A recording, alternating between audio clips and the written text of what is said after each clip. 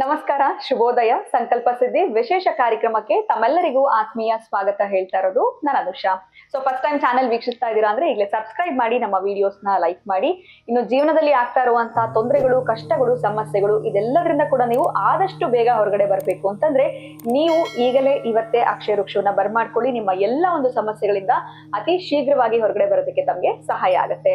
ಇನ್ನು ಕಾರ್ಯಕ್ರಮದಲ್ಲಿ ನಮ್ಮ ಜೊತೆಲಿದ್ದಾರೆ ಸ್ಪಿರಿಚುವಲ್ ಗುರು ಡಾಕ್ಟರ್ ವಿಷ್ಣುದತ್ತ ಗುರುಜಿಯವರು. ಗುರುಜಿಯವರನ್ನ ಕಾರ್ಯಕ್ರಮಕ್ಕೆ ಸ್ವಾಗತಿಸೋಣ. ನಮಸ್ತೆ ಗುರುಗಳೇ, ಕಾರ್ಯಕ್ರಮಕ್ಕೆ ಭಕ್ತಿಯ ಸ್ವಾಗತ. ಒಳ್ಳೆದಾಗ್ಲಿ ಅಮ್ಮ. ಗುರುಗಳೇ, ಈಗ ಏನಾಗ್ಬಿಟ್ಟಿದೆ ಸಮಸ್ಯೆ ಅಂತಂದ್ರೆ ಸಾಕಷ್ಟು ಜನಕ್ಕೆ ಈ ಸೂರ್ಯನ ಕಿರಣಗಳು ಮನೆ ಒಳಗಡೆ ಬರುವಂತದ್ದು ಕರ್ಟನ್ಸ್ ಹಾಕ್ಬಿಟ್ಟಿರ್ತೀವಿ ಅಥವಾ ಅಪಾರ್ಟ್ಮೆಂಟ್ಸ್ ಆಗಿರ್ಬೋದು, ಅದನ್ನ ಒಳಗಡೆನೆ ನಾವು ಬರೋದಕ್ಕೆ ಅವಕಾಶ ಕೊಡೋದಿಲ್ಲ ಅಂತ ಹೇಳ್ಬೋದು. ಬಿಕಾಸ್ ಜಾಗದ ಅಭಾವ ಇರಬಹುದು. ಎಲ್ಲೋ ಒಂದ್ ಕಡೆ ಈ ಅಪಾರ್ಟ್ಮೆಂಟ್ ಅಲ್ಲಿ ಫುಲ್ ಕಂಜೆಸ್ಟೆಡ್ ಆಗಿ ಕಟ್ಬಿಟ್ಟಿರ್ತಾರೆ. ಈ ಸೂರ್ಯನ ಕಿರಣಗಳು ಮನೆಯಲ್ಲಿ ಬರೋದ್ರಿಂದ ಪಾಸಿಟಿವ್ ಎನರ್ಜಿ ಅನ್ನುವಂಥದ್ದು ಅಥವಾ ಪಾಸಿಟಿವ್ ವೈಬ್ಸ್ ಅನ್ನುವಂಥದ್ದು ಸಾಧ್ಯ ಆಗತ್ತಾ? ಸೂರ್ಯನ ಬೆಳಕು ಅನ್ನುವಂಥದ್ದು ಮನೆಯಲ್ಲಿ ಬೀಳ್ಬೇಕಾ? ಲೈಟ್ಸ್ ಬಿಡಿ ನಮ್ಗೆ ಇಷ್ಟಪಟ್ಟಂಗ ನಾವು ಹಾಕೊಂಡಿರ್ತೀವಿ, ಅದು ನಮ್ಮ ಅದು ಪವರ್ ಬಿಲ್ ಜಾಸ್ತಿ ಬರುತ್ತೆ ಅಂತ ಅದನ್ನು ಕೂಡ ಸಾಕಷ್ಟು ಜನ ಹಾಕೋದಿಲ್ಲ ಅಂತ ಹೇಳ್ಬೋದು. ಒಂದ್ ರೀತಿ ಕತ್ತಲೆಯ ತರ ಇರುತ್ತೆ ಕೆಲವೊಂದು ಮನೆಗಳಿಗೆ ಹೋದಾಗ, ಏನಪ್ಪಾ ಬೆಳಕೇ ಇಲ್ಲ ಇವ್ರ ಮನೆಯಲ್ಲಿ ಅಂತ. ಸೊ ಅವ್ರ ಲೈಫ್ ಕೂಡ ಹಾಗೆ ಕತ್ಲೆನಲ್ಲೇ ಇರುತ್ತಾ? ಬೆಳಕ್ ಬರ್ಬೇಕು ಅಂತಂದ್ರೆ ಏನ್ ಮಾಡ್ಬೇಕು? ಈ ಸೂರ್ಯನ ಕಿರಣಗಳನ್ನ ಮನೆ ಒಳಗಡೆ ಹೇಗೆ ಬಳಸ್ಕೊಳ್ಬೇಕಾಗತ್ತೆ? ಇದ್ರ ಬಗ್ಗೆ ತಿಳಿಸ್ಕೊಡಿ ಗುರುಗಳೇ. ಓಂ ವಿಶ್ವಸ್ಮೈ ನಮಃ. ಪ್ರೀತಿಯ ಬಂಧುಗಳೇ, ಇದು ಕತ್ತಲು ಮಾಡ್ಕೊಂಡಿರೋದು ನಾವೇ ಅಲ್ವಾ? ಮತ್ತೆ ನೀವು ಪರದೆ ಹಾಕಿರೋದು ನೀವೇ, ಬಾಗಿಲು ಹಾಕಿರೋದು ನೀವೇ. ಇದಕ್ಕೆ ನಾನು ಎಂತ ರೆಮಿಡಿ ಕೊಡ್ಲಿ? ಅಂದ್ರೆ ನೀವೆಲ್ಲೋ ಅಪಾರ್ಟ್ಮೆಂಟ್ ಅಲ್ಲಿ ಇದ್ರೆ ಬಹುಶಃ ಅದೇ ಭಾವನೆ. ಅವ್ರು ಹೇಗ್ ಮಾಡಿರ್ತಾರ ಗೊತ್ತಿಲ್ಲ. ನೀವು ಹೇಳಿದಾಗೆ ಕಿರಣಗಳು ಬರೋದಿಲ್ಲ. ಯಾವ್ದನ್ನ ಮಂತ್ರ ಕೇಳಿಸ್ಕೊಳಕ ನಮ್ಮ ಕಾರಣಗಳು ಚೆನ್ನಾಗಿರೋದಿಲ್ಲ. ಒಟ್ಟಾರೆಯಾಗಿ ನರಕಮಯಿವೆ. ವಾಸ್ತು ಅನ್ನೋದನ್ನ ಬಹುಶಃ ಕಿಂಚಿತ್ತು ಕೂಡ ಪಾಲನೆ ಆಗಲ್ಲ. ಆದ್ರೆ ಅವರ ದಶಾಭುಕ್ತಿ ಚೆನ್ನಾಗಿದ್ದು, ಅವರ ಒಂದು ಕೇಳ್ಕೊಂಡು ಬಂದಿರತಕ್ಕಂಥ ಎಲ್ಲವೂ ಕೂಡ ಚೆನ್ನಾಗಿದೆ. ಆದ್ರೂ ಕೂಡ ಅನಾರೋಗ್ಯಕ್ಕೆ ಶೀಘ್ರವಾಗಿ ತುತ್ತಾಗ್ತೀವಿ ನಾವು.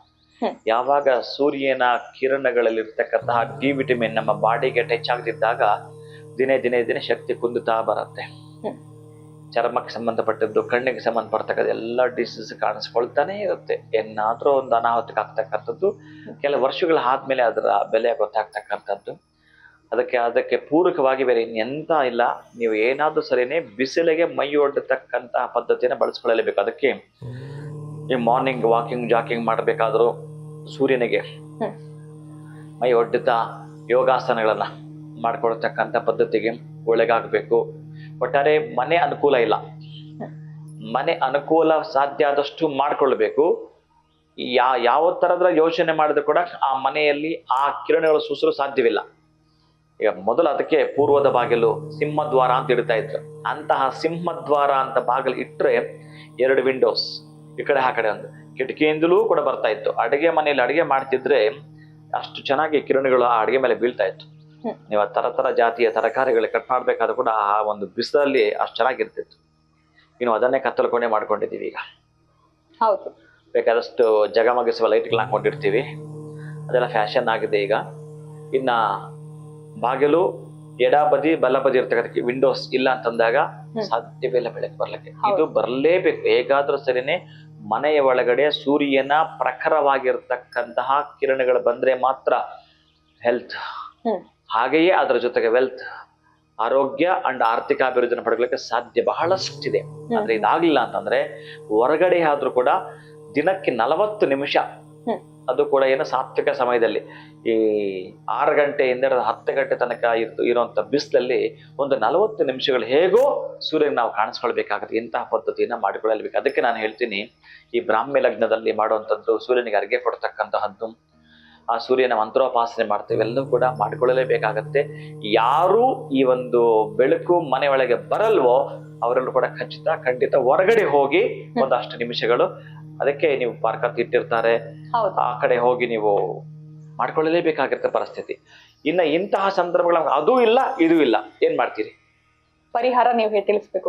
ಎರಡೂ ಇಲ್ಲ, ಕೆಲಸದ ಒತ್ತಡ ಮಾಡ್ತಾ ಇರ್ತೀರಿ.